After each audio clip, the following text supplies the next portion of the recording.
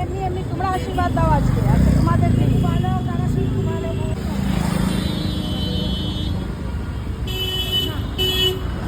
আজকে দেরি হয়ে গেছে, দেরি হয়েছে।